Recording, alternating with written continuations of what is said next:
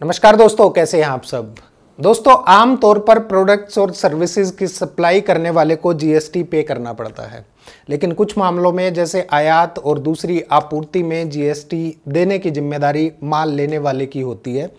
इसी सिस्टम को जीएसटी का रिवर्स चार्ज सिस्टम कहते हैं। भारत में जो कारोबारी रिवर्स चार्ज लेने का अधिकार रखते हैं उन्हें जीएसटी में रजिस्ट्रेशन कराना जरूरी होता है, यानी उनके पास जीएसटी नंबर होना चाहिए। बिना जीएसटी नंबर के कोई भी बिजनेसमैन अपने सौदों या अपनी ट्रेड्स पर रिवर्स जीएसटी की वसूली नहीं कर सकता। आज की इस वीडियो में हम समझेंगे कि जीएसटी में रिवर्स चार्ज क्या होता है, किस पर रिवर्स चार्ज लागू होता है और किस किस तरह की सप्लाई पर जीएसटी रिवर्स चार्ज जो है वो वसूला जा सकता है।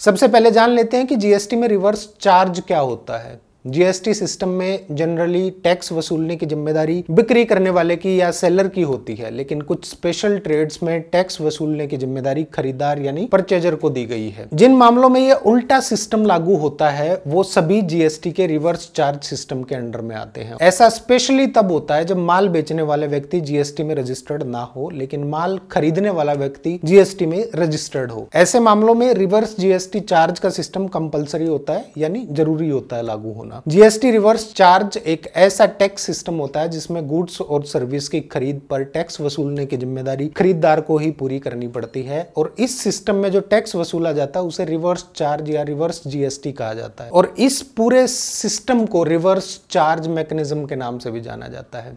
फॉर एग्जाम्पल, राजेश ने मोबाइल और उसके पार्ट से जुड़ा 2 लाख रुपए का माल नरेश से खरीद लिया। इस पर 18% की दर से जीएसटी लगता है, जो कि 36,000 रुपए बनता है। अब जीएसटी के जनरल सिस्टम के अनुसार इस सौदे पर नरेश राजेश से 2 लाख रुपए मोबाइल से जुड़े माल का लेंगे और साथ में 36,000 रुपए जीएसटी वसूल लेंगे। उस 36,000 के जीएसटी को नरेश सरकार के पास जमा कर देंगे, लेकिन अगर नरेश भी जीएसटी में रजिस्टर्ड नहीं है तो वो जीएसटी वसूलने और जमा करने का काम नहीं कर सकता। ऐसे में इस सौदे पर जीएसटी चुकाने की जिम्मेदारी खरीदार यानी कि राजेश की हो जाएगी, यानी कि राजेश खुद ही सीधे सरकार के पास 36,000 रुपए का जीएसटी जमा कर देंगे। थोड़ा अटपटा है समझने में, लेकिन सरकार ने यह सिस्टम टैक्स चोरी रोकने के लिए बनाया है और साथ में जीएसटी का दायरा बढ़ाने का उद्देश्य भी इसमें शामिल है, ताकि ज्यादा से ज्यादा लोग टैक्स जीएसटी के दायरे में आ सके। दरअसल अगर कोई व्यक्ति या दुकानदार जीएसटी में रजिस्टर्ड नहीं है तो उससे सामान्य सिस्टम के हिसाब से जीएसटी वसूल पाना पॉसिबल नहीं होता है। ऐसे में रिवर्स चार्ज सिस्टम का एक ऐसा रास्ता होता है जिससे सरकार ऐसे ट्रेड्स पर, ऐसे लेन देन पर या ऐसे सौदों पर भी जीएसटी वसूल सकती है। कुछ मामलों में पार्शियल रिवर्स चार्ज का नियम भी लागू होता है, यानी कि जीएसटी का कुछ हिस्सा खरीदार को चुकाना पड़ता है और कुछ हिस्सा जो बेचता है उसको चुकाना पड़ता है। अब जानते हैं कि किन किन मामलों में लागू होता है रिवर्स जीएसटी सिस्टम। जीएसटी में रजिस्टर्ड बिजनेसमैन द्वारा गैर रजिस्टर्ड बिजनेसमैन से खरीद पर लागू होता है। ई कॉमर्स कंपनी जो ऑनलाइन कंपनी सामान बेचती हैं उनकी सर्विसेज पर, और सीबीआईसी की ओर से डिसाइडेड कुछ खास सामानों और सेवाओं से संबंधित लेन देन पर रिवर्स जीएसटी सिस्टम लागू होता है। थोड़ा डिटेल में समझते हैं। रजिस्टर्ड दुकानदार द्वारा किसी गैर रजिस्टर्ड व्यक्ति से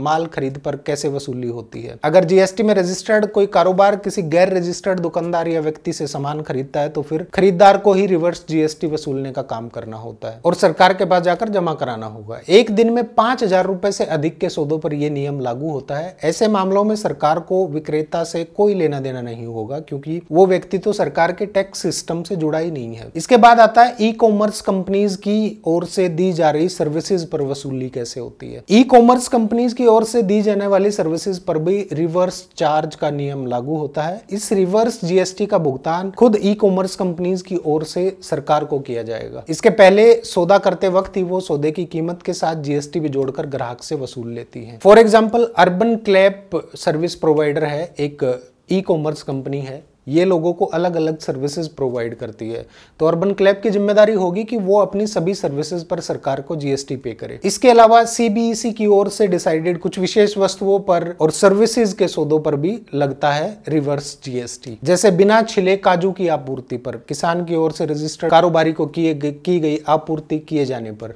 बीड़ी बनाने वाले पत्तों की आपूर्ति जब किसान की ओर से किसी रजिस्टर्ड कारोबारी को की जाती है तब लागू होता है। कच्चे रेशम या रेशम के कोकून या सिल्क बनाने वालों की ओर से रजिस्टर्ड कारोबारी को माल की आपूर्ति किए जाने पर भी रिवर्स जीएसटी वसूला जाता है। इसके अलावा राज्य सरकार, केंद्र शासित प्रदेश या स्थानीय निकाय की ओर से लॉटरी डिस्ट्रीब्यूटर या सेलिंग एजेंट को आपूर्ति किए जाने पर भी रिवर्स जीएसटी वसूला जाता है। आपकी जानकारी के लिए बता दूं कि सीबीएसई ने ऐसी 12 सेवाओं की सूची जारी की है जिन पर सेवाओं का उपयोग करने वाला रिवर्स चार्ज जीएसटी जमा कराना होगा। किसी विदेशी नागरिक से ली गई सेवा के बदले भुगतान पर, माल ढोने वाली ट्रांसपोर्ट एजेंसी की सर्विस के बदले किए गए भुगतान पर, वकील या कानूनी फर्म से सेवाएं लेने के बदले किए गए भुगतान पर, आर्बिट्रल ट्रिब्यूनल की सेवा के बदले किए गए भुगतान पर, प्रायोजित सेवा का उपयोग करने की सेवा के बदले किए गए भुगतान पर, सरकार या लोकल अथॉरिटीज की ओर से कारोबारी को उपलब्ध कराई गई किसी स्पेशल सर्विसेज के बदले किए गए भुगतान पर, किसी कंपनी की ओर से डायरेक्टर की सेवा के बदले किए गए भुगतान पर, बीमा एजेंट की सेवा के बदले किए गए भुगतान पर, बैंक वित्तीय संस्थान या गैर बैंकिंग वित्तीय संस्थान के रिकवरी एजेंट की सेवा के बदले किए गए भुगतान पर, विदेशी माल के आयात के लिए ट्रांसपोर्ट की सेवा के बदले किए गए भुगतान पर,